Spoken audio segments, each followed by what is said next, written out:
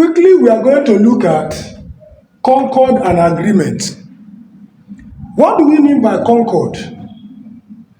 It simply means rules that will exist in a sentence in English grammar. So, based on the definition I put here, you say English grammar is all about rules governing the combination of words with one another. Yes, English, I used to tell my students that English grammar is all about rules. If you know these rules, even without studying and you remember the rules, English will be very simple. I used to tell my students that English is one of the simplest subjects that an individual can pass even without reading, on one condition: if you have mastered the rules. As simple as that. So we are saying that concord and agreement, I don't want to go into much grammar. It simply means rules that must exist in a sentence, in a phrase, or in a clause. That is all. So we say such rules include agreement between subject, verb, pronoun, auxiliary and main verb, and textual consistency. We are still saying the same thing. Textual consistency could be, is it in a phrase, is it in a clause, is it in a sentence? So these rules must be maintained. Now the next thing we are going to talk about is types of concord in English, which means types of agreement in English. These are the 4 types of concord and agreement in English language. Number 1, we have grammatical concord. Number 2, proximity concord. And number 4, spatial concord. But in this teaching, because of time factor and space, I will teach grammatical concord. Then in my next video, hopefully there will be space. I may try to match proximity concord and national concord, or I will still split them in order for a good understanding.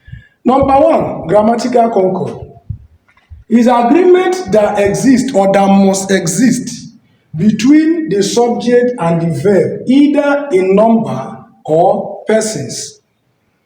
A singular subject agrees with a singular verb, while a plural subject agrees with a plural verb. Let us not waste much time. What we are trying to say here is that if a subject, which is the doer of an action, is one, that means the verb that follows must be one. That is why we call it grammatical concord. Please don't mix up things.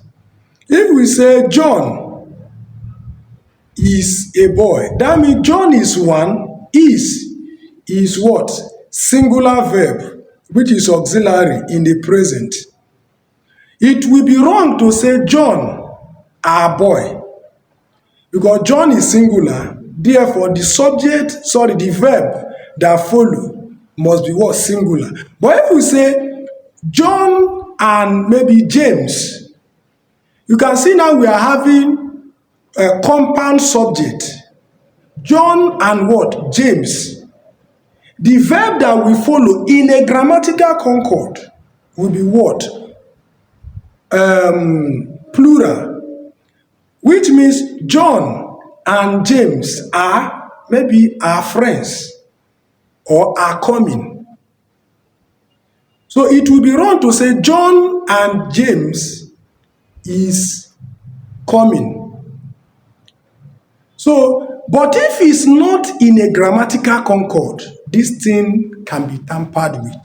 So please mind my word. If you say John and James in a grammatical concord, they are two, and they must go with verb that is what? Plural. But if it's not in a grammatical concord, they may be altered. So follow this my teaching. Maybe in proximity concord, you will understand better. Now let's go for examples of what? Grammatical concord. Number 1, let's look at example of compound subject. Compound subject with a plural verb. You say John and Mary are coming to the party. It will be wrong to say John and Mary is coming. It will be wrong. In a grammatical concord, I kept saying grammatical concord. Now let's go for another example. Indefinite pronoun, subject, singular verb. Indefinite pronoun. We have a lot of indefinite pronouns. For example, anyone is indefinite pronoun. Someone is indefinite pronoun. Anybody, any of you. All those words are what? Indefinite. Indefinite means we don't know the person. Anybody, it could be anyone. So let us look at this. Say everyone attends the meeting. Everyone means indefinite. Who? We don't know, but there are many of them that attended the party. So now, if we say everyone attends the meeting, everyone attends the meeting. If you look at this attends, there is S here in this attend. I used to call it, or we call it in English, habitual. What is habitual? Something that happens steady. Anything that happens steady, it fall under simple present or present simple tense. And every simple present tense or simple present tense must change to what? Have S. That S means habitual. What is habitual? Something that happens steady. That is why you see everyone attends the meeting. It means not once, not twice. People always attend the meeting. Then simple subject. Simple subject. We see a simple subject carries one information. If you look at it, you say the cat ran down the road. In a simple, the subject, which is the cat, is one. Therefore, you have ran because a boy ate his dinner. A boy ate his dinner. A boy, one boy, though we do not know the boy. But if you say John, what? John ate his dinner, which is what? A simple subject. Simple subject, you can as well call it simple sentence. A simple sentence has what? One information to give us or one function to display. Now, the sewer was full of rats. Sewer is what? One. But you can see now we have rats. Because if you say full of rat, we are saying one rat. Now let's go to compound subject. We say the cats and dogs ran down the road. It will be wrong to say the cat and dogs. The cat and dogs. Since, in fact, it will be better to say the cat and dog. It will be better, but in a subject-verb agreement, this one is plural, this one is plural. Now let's come down to the second one. You say a boy and a girl ate their dinner. A boy and girl ate their dinner. One boy, one girl. There is symbolizing or showing the agreement between what? The subject. Because our subject, this is our subject. Then ate is our verb. This one showing what? Possessive. And this is our what? Object, which is the dinner. Now, the next is the sewer and the pipes were full of rats. Now, we can't say sewers because sewer must be one, though it's big. Therefore, we have the subject agreement. in this place. Where? Now, note the most important aspect of this teaching. He says the only exception to the rule is the first person singular I and the second person singular or plural you. Whenever they are used, they must take plural verbs, whether they are used as singular or plural. For example, in English, it is very, very correct to say, how are you? If you want to follow subject-verb agreement, that is why we say the exception, take note of this, the exception is the singular pronoun, which is first person, or second person, which is I and you. So the correct English is, how are you? How is you is wrong. This is the rule.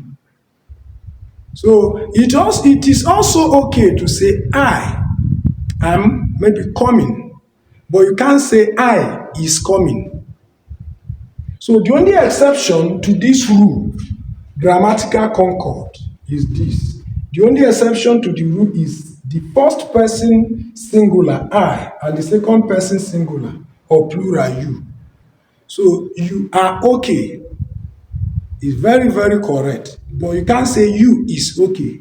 Because in pronoun can be divided into three. The first person, who is the speaker, the second person, who is the listener, and the third person or thing, which could be something that they spoke about or talked about. So in a pronoun, we will still maintain these rules because it's still part of what? Grammar. Grammar simply means the parts of speech, which are noun, pronoun, verb, adverb, preposition, conjunction, interjection, articles, and determinants. So once we talk about English grammar, all those parts of speech are the grammar. Then we must maintain this subject-verb agreement. If all these things that I have said, if you cannot get anything, get that if a subject is one, the verb that will follow it will be what? Singular. And if a subject is two, the verb that will follow it will be what? Plural. And if a subject may be based on the nature of the subject or the sentence, maybe 2, 3, maybe somebody can say John, James, and Isaac. Can see we are having compound, will I call it complex subject? Yes. The verb that will follow it will still be what? Plural. But a situation is a singular subject, the verb that will follow it will be what? A singular. Maybe something like John is coming. John is a boy. John is playing. Amaka is dancing. But you can say Amaka and Amina are what? Dancing. It will be wrong to say Amaka and Amina is dancing. It is wrong. So for some of you that will be going for exams, once you see that aspect that we say fill in the blank with the most appropriate, always consider the subject of the tense.